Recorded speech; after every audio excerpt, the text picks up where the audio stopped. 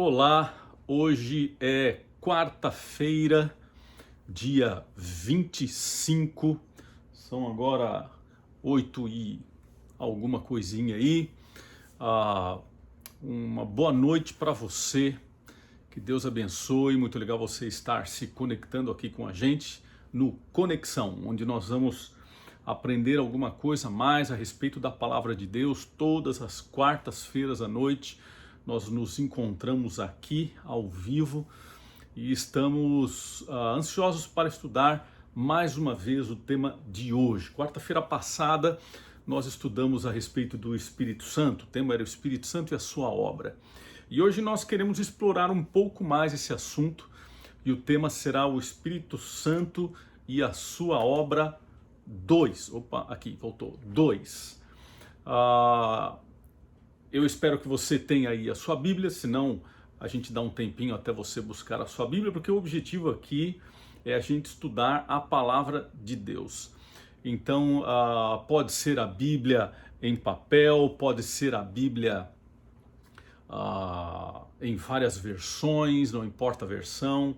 Sempre pode ser que as palavras mudem de uma versão para outra, mas a mensagem, a intenção do autor sempre vai ser a mesma e o suficiente para a gente entender qual é a vontade e o pensamento de Deus, tá bom? Então busque lá sua Bíblia, pode ser em papel, pode ser no iPad, no iPhone, no seu celular, não importa, ok? E eu espero que você esteja aí numa boa semana, estamos bem no meio da semana, não é? E tiramos aqui um período, um momento para a gente poder falar e aprender a respeito de Deus, da sua palavra, da sua opinião. Sempre é bom a gente descobrir qual é a vontade de Deus para a nossa vida. E eu espero que esses estudos te ajudem a se aprofundar um pouco mais, a entender melhor a opinião de Deus, o pensamento de Deus, porque quando nós entendemos o plano de Deus para a nossa vida, nós temos grande chance de sermos mais felizes e termos uma vida de sucesso, não é? Então, se você está pronto aí, nós conversamos na quarta-feira passada e vamos reafirmar um pouco isso hoje, mas de que Deus, a Bíblia diz que Deus é uma trindade. Um dia nós vamos estudar sobre a trindade especificamente dita, mas Deus diz que a Bíblia diz que Deus são 13 ao mesmo tempo um. São 3 pessoas distintas, com personalidades distintas, que formam um só Deus. E eu sei, isso é muito complicado, a gente entender uma realidade divina a partir de uma mente humana, de uma lógica humana, é uma coisa muito complicada. Deus, ele está além da nossa lógica. Deus, ele não pode ser compreendido através da realidade humana.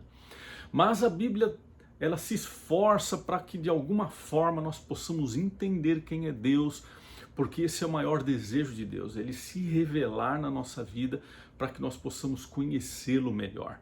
Esse era o pensamento quando Deus criou Adão e Eva. Ele ia todos os dias, diz a Bíblia, encontrar os seus filhos no jardim e passar tempo com ele. Esse é o grande sonho, a grande vontade de Deus, é que nós o conheçamos e que nós gastemos. Eu não gosto de usar a palavra gastar, eu gosto de usar a palavra investir. Nós investimos tempo com Deus para conhecê-lo melhor, para entender-o melhor. Essa é a vontade de Deus também para a nossa vida, não é?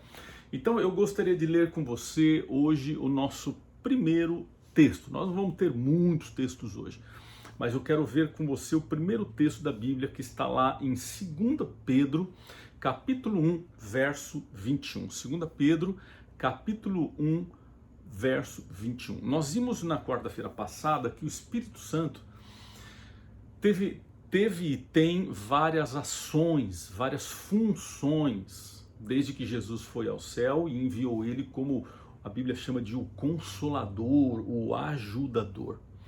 E aqui nesse texto nós vamos encontrar uma coisa a mais que o Espírito Santo participou e ainda participa para que Deus possa ser revelado a nós. O interessante é que Deus procura se revelar de várias formas.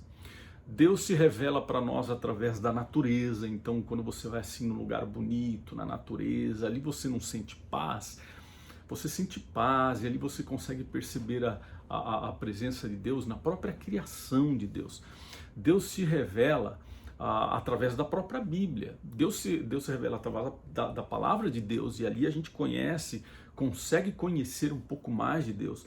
Deus se revelou pessoalmente quando Jesus assumiu a forma humana e veio aqui a esse mundo, não é? Então Deus está sempre tentando se revelar para que nós possamos entender quem é Deus. Mas 2 Pedro capítulo 1, verso 21 diz assim: porque a profecia nunca foi produzida por vontade dos homens, mas os homens da parte de Deus falaram movidos pelo Espírito Santo. Então veja só, o que é a profecia? Geralmente a profecia, ela nos mostra em que momento nós estamos na história da humanidade. Geralmente a profecia nos mostra em que momento nós estamos na história desse mundo, desse planeta, e nos mostra o que vai acontecer no futuro, o que está reservado para nós para frente. E aqui a Bíblia diz que as profecias não foram feitas pelo homem. Não foram os homens que criaram a profecia, não foi o escritor bíblico, por exemplo, João, que escreveu lá no Apocalipse o que ainda havia de acontecer no futuro. Não foi João. Quer dizer, ele escreveu, mas ele não criou, ele não produziu, é a palavra que a Bíblia diz aqui. Ele foi apenas um escritor daquilo que Deus havia produzido.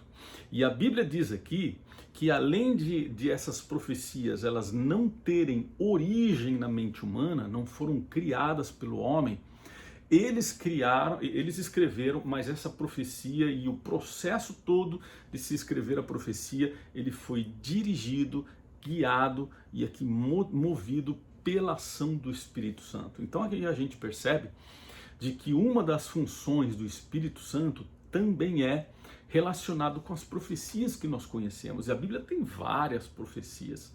Tem a profecia lá de Daniel, da estátua, que o rei sonhou com a estátua. Esse estudo nós já fizemos, está lá bem no comecinho dos primeiros estudos nossos do Conexão. Então o Espírito Santo sempre esteve envolvido nessa revelação de Deus através das profecias. Eu tinha esquecido de pôr o texto, aí está o texto na tela. E o Espírito Santo também, ele tem várias funções. Aqui nós estamos vendo algumas funções. Mas, por exemplo, se você for lá para Efésios capítulo 1, verso 13, Efésios capítulo 1, verso 13, nós vamos ver ali que o Espírito Santo tem ainda uma outra função. E eu quero entender com você direito qual é essa função, essa outra função que o Espírito Santo tem. Vai lá para Efésios capítulo 1, verso 13, na Bíblia, na versão da minha Bíblia, o texto diz assim: no qual também vós, tendo ouvido a palavra da verdade, o evangelho da vossa salvação, e tendo nele também crido, fostes selados com o Espírito Santo da promessa. Então aqui, o ouvir a palavra da verdade é a palavra que resulta da palavra de Deus, é a palavra da Bíblia. Alguma pregação que você já ouviu a respeito da Bíblia, algum ensino que você já viu a respeito da Bíblia. Isso que nós estamos fazendo exatamente agora, você está ouvindo, nós estamos aprendendo da palavra de Deus, que é o evangelho da salvação, ou seja, somente pela palavra de Deus nós podemos ser salvos.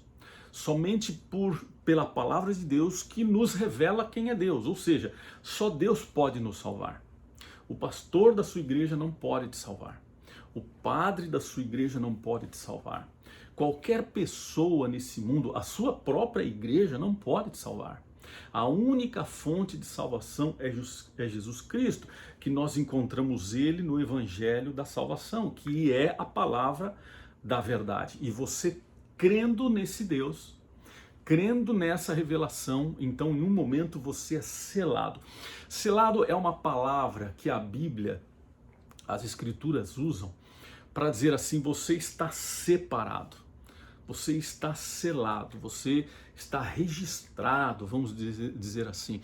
Você está separado, e aqui diz, pelo Espírito, com o Espírito Santo da promessa. Note um detalhe aqui, que na quarta-feira passada, nós estudamos que Jesus disse que quando ele fosse ao céu, ele daria um Espírito Santo. Ele falou, eu prometo que quando eu for para o céu, eu deixarei com vocês o Espírito Santo, o Consolador. Então veja que essa promessa se refere ao fato de que Jesus já tinha dito que o Espírito Santo estaria com a gente. Então veja como a Bíblia se encaixa perfeitamente. Como um texto ele se liga ao outro e faz todo sentido.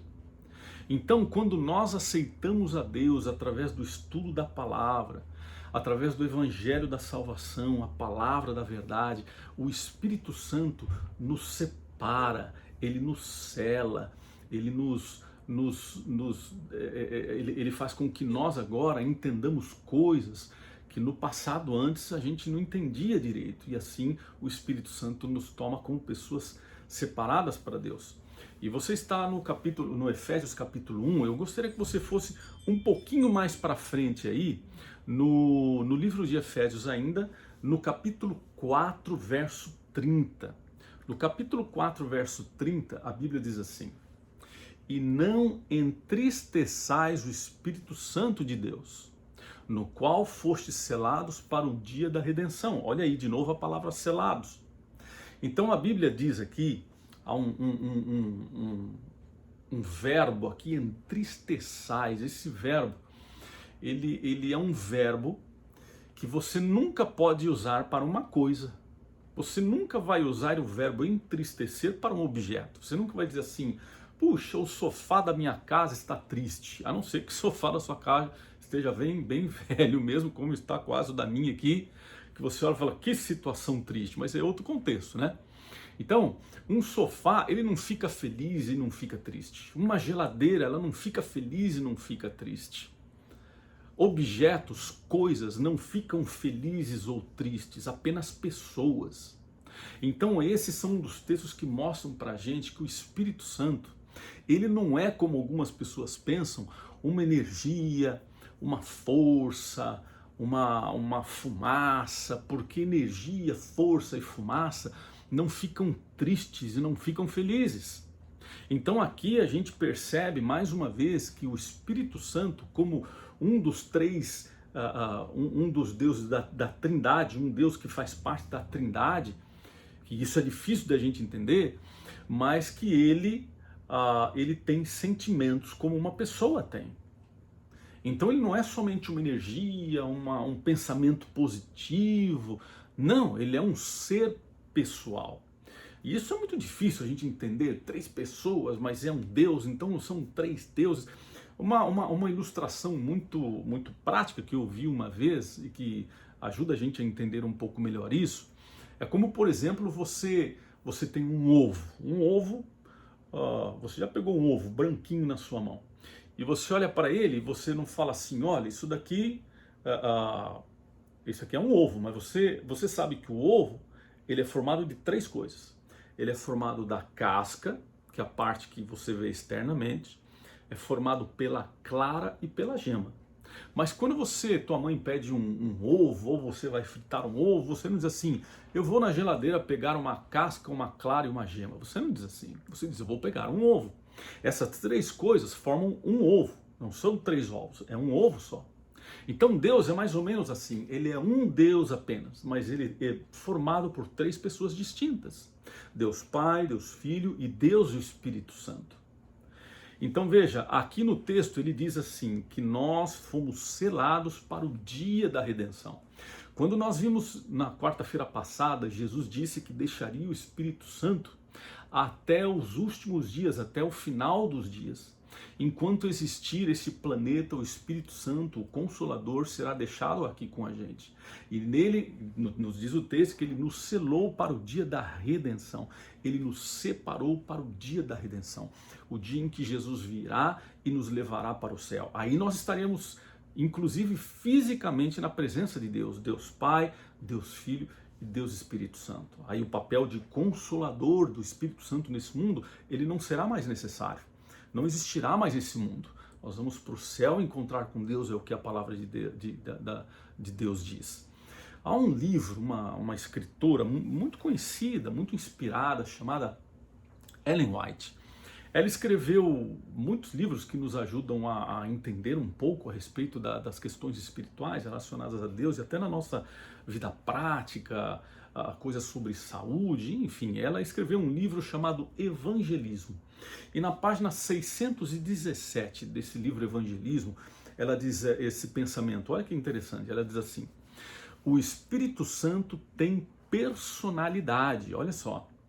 Do contrário, não poderia testificar ao nosso espírito, com nosso espírito, de que somos filhos de Deus. Ele deve ser também uma pessoa divina. Do contrário, não poderia conhecer os segredos que jazem ocultos na mente de Deus. Como é que o Espírito Santo saberia das coisas de Deus? E ele seria deixado aqui como consolador, o confortador, se ele também não fosse Deus. Então, por fazer parte de Deus, por fazer parte da Trindade, o Espírito Santo é Deus, ele não é apenas... Porque o nome é Espírito Santo, as pessoas tendem a achar que é um espírito e não um ser pessoal, mas não é isso que a Bíblia diz. Mesmo para o Espírito Santo, e aqui vai um alerta para nós, mesmo para o Espírito Santo, existe um limite de ação do Espírito Santo. A gente sabe que Deus pode tudo, para Deus tudo é possível. Mas tem algumas coisas que mesmo tudo sendo possível para Deus, ele não pode. Estranho isso, não é? Mas é verdade. Como por exemplo, Deus não pode me obrigar a amar a Deus. Ele não pode fazer isso. Porque senão já não seria amor, não é? Mas vá à sua Bíblia, abra a sua Bíblia lá no primeiro livro da Bíblia, livro de Gênesis.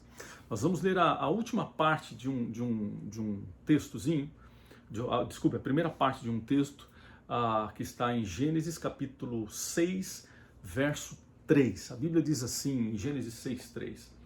Ela diz: então disse o Senhor, o meu espírito não permanecerá para sempre no homem. E aí o texto continua. O que importa para nós é que aqui nessa parte do texto, a Bíblia diz que o Espírito Santo não permanecerá para sempre no homem. Em que sentido? Bom, em primeiro sentido, do que nós acabamos de falar aqui, que quando Jesus voltar e nos levar para o céu, ele não estará mais aqui, porque nós também não vamos estar aqui, mas também no sentido de que é possível que eu não tenha mais a ação do Espírito Santo na minha vida. Como é que é isso? Veja, há um texto no livro de Salmo, capítulo 51, 11, verso 11, que confirma isso que a gente está dizendo. Salmo 51, 11. Salmo foi escrito, a maior dessa parte foi escrito por Davi, e Davi diz assim, olha: não me lances fora da tua presença, e não retire de mim o teu Espírito Santo. Davi está orando a Deus, conversando com Deus, e ele pede para Deus: não me lances fora da tua presença. Em outras palavras, né? Permita que eu esteja na tua presença e não retire de mim o Espírito Santo. Na verdade, aqui é uma figura de linguagem, porque o Espírito Santo ele não se retira de nós. Deus ele não se afasta de nós. Nós é que nos afastamos de Deus. Nós é que nos retiramos e nos afastamos do Espírito Santo. Acontece que, eu não sei se você já percebeu, mas quando você faz uma coisa que é errada, que você sabe claramente que Deus não aprova, você tende a ter aquele sentimento ruim de ter feito alguma coisa errada. Mas quando você repete aquela mesma coisa uma segunda vez, você ainda tem aquele sentimento, só que um pouco menor. E quando você faz a mesma coisa uma terceira, quarta, quinta, sexta vez, você já teve conversando com alguém que fez alguma coisa muito feia, alguma coisa muito errada, e a pessoa não conseguia entender que não era errada? Falou, mas o que tem? Qual é o problema? Então veja, para nós, o pecado e o erro, e esse é o grande problema, ele pode se tornar uma coisa comum. E quando o erro e o pecado se tornam uma coisa comum na nossa vida, a gente não consegue mais ouvir a voz do Espírito Santo mostrando e falando para nós que aquela coisa é errada. Olha esse pensamento que diz aqui, olha. Se não aceitarmos o Espírito Santo como uma pessoa da Trindade, será mais difícil, será mais fácil ignorá-lo, fechar os ouvidos ao seu convite e endurecer o coração contra a sua influência transformadora. Se eu não acredito, e essa é uma das grandes armadilhas que o inimigo tem conseguido colocar nas pessoas, se eu não acredito que o Espírito Santo é realmente um ser pessoal, se eu acredito que o Espírito Santo é só uma fumaça, é só uma energia, um pensamento positivo, veja, eu não vou ouvir, eu não vou levar tanto a sério, eu não vou estar pronto, meus ouvidos não vão estar abertos para ouvir o Espírito Santo quando ele falar comigo, como quando faz uma pessoa. Quando alguém está conversando com você, você dá atenção para a pessoa. E não sei se você já conversou com uma pessoa que essa pessoa não olha nos seus olhos. É estranho isso, não é? Dizem que os olhos são a janela da alma. A gente, quando conversa com alguém, a gente se comunica. Nós queremos falar e queremos ser ouvidos. E assim também é com o Espírito Santo. Só que ninguém se comunica com uma fumaça, com uma força, com uma energia positiva.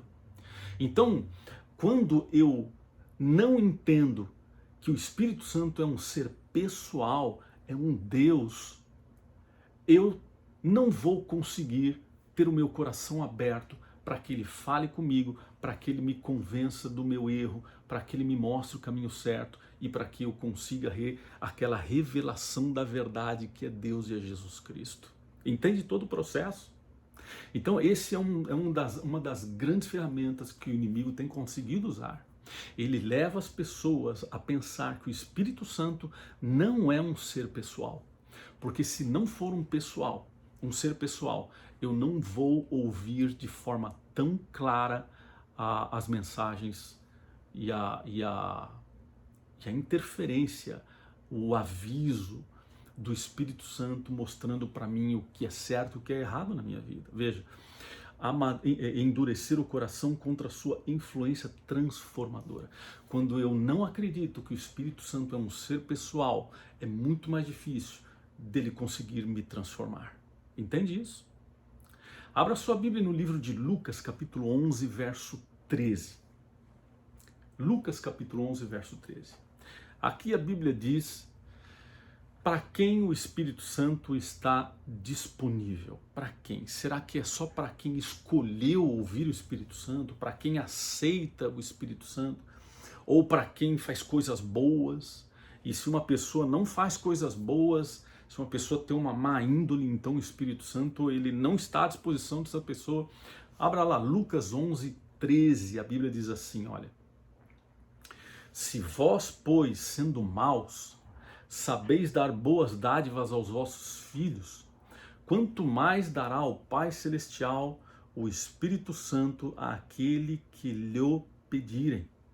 Então, a pior pessoa que você pode imaginar, o maior criminoso que você já ouviu falar nessa terra, se ele era um pai, eu tenho certeza que ele amava os seus filhos, ou que ele tratava bem os seus filhos, ou queria bem os seus filhos, a pior pessoa que fosse. E a Bíblia diz assim: se nós somos maus, porque de nós fazer o bem não é natural. O nosso coração, a Bíblia diz que ele é egoísta, ele é invejoso, ele é orgulhoso. Nós não nascemos com uma propensão para sermos boas pessoas. Hoje nós vivemos num mundo de que quando uma pessoa faz uma coisa correta, uma coisa boa, vira notícia. Essa é a realidade nesse mundo. E nós que temos essa tendência de sermos egoístas e tudo isso, nós ainda queremos dar coisas boas para os nossos filhos, para os nossos familiares. Quanto mais, a Bíblia diz, Deus, um Pai Celestial, e o Espírito quer dar o Espírito Santo para aqueles que pedem. Então, se você pedir o Espírito Santo, Deus vai dar o Espírito Santo para você. para dirigir a sua vida, para guiar a sua vida, para te dar sabedoria para tomar decisões. Hoje um dos grandes problemas da humanidade, das pessoas, é fazer escolhas corretas, é tomar decisões corretas. Com certeza você já tomou alguma decisão na sua vida que você se arrependeu profundamente e gostaria de voltar o tempo para fazer de forma diferente. Agora imagine se você pudesse ter Deus ao teu lado, te mostrando, te aconselhando do que é certo. Ele que conhece o futuro, o passado e o presente. Ele não está preso ao tempo. Imagina ter um Deus assim para guiar a sua vida. E o texto diz que Ele está à disposição. É só pedir para Deus. Volte lá para o livro de Efésios, Efésios capítulo 4, verso 3. Efésios 4, 3. Esse é o nosso último texto que nós vamos ler hoje. Efésios capítulo 4, verso 3 diz assim: procurando diligentemente guardar a unidade do Espírito no vínculo da paz. Veja, quando nós temos o Espírito Santo, nós temos duas coisas muito importantes. Nós temos unidade. Você já viu pessoas que estão sempre do contra? A gente fala, o fulano é do contra, não é? Pessoas que nunca se esforçam para unir. Existem pessoas que só pensam em separar, em dividir, em criar contendas. Veja, um dos resultados das pessoas que têm o Espírito Santo é a unidade e não a separação, não a diferença, não a divergência, mas a união. E uma outra coisa que o Espírito Santo traz é o vínculo da paz. Você precisa de paz, você quer sentir paz. Você precisa de paz na sua vida, então você vai desfrutar de paz quando você pedir para Deus o Espírito Santo. E quando o Espírito Santo for derramado na sua vida, ele estiver selado você, transformado você, então o resultado será que você será uma pessoa que vai sempre promover a união, vai sempre promover a paz, porque a sua vida vai ser de união e a sua vida vai ser de paz. Você deseja essa paz que o Espírito Santo pode dar? Eu desejo, eu quero para a minha vida. E se você quer para a sua vida também, eu te convido nesse momento a fechar os seus olhos e me acompanhar nessa oração. Querido Deus, muito obrigado porque o Teu Espírito Santo ele está à disposição a qualquer pessoa. Nós nos colocamos à Tua disposição para que o Senhor nos ajude a entender que o ser humano, que o Espírito Santo, ele é Deus, ele é um ser pessoal. E Ele está à disposição de cada um de nós para nos mostrar o caminho correto, para nos revelar o Evangelho da verdade. E nós te pedimos que o Senhor derrame o Espírito Santo na nossa vida para que nós possamos ter mais Deus, termos mais união, sermos agentes de união e agentes de paz. Que o Senhor nos abençoe no restante dessa semana, nos trazendo Tua proteção e a Tua presença. Abençoe cada pessoa que está me vendo agora nesse momento. Traga o Espírito Santo na vida dessa pessoa, nessa família, nesse lar. E nessas casas, de todos que estão me vendo nesse momento, possa haver união e paz com o Teu Espírito Santo. É o que nós te pedimos e desde já te agradecemos no nome de Jesus. Amém. Muito legal ter você aqui essa noite. Aprendemos mais sobre o Espírito Santo. E eu quero convidar você na quarta que vem, às 8 horas, estar comigo aqui mais uma vez para estudarmos um outro assunto tão legal, tão interessante da Palavra de Deus. Tá bem? Que Deus abençoe você. Se proteja, se cuide e peça o Espírito Santo na sua vida, tá bom? Uma boa semana para você.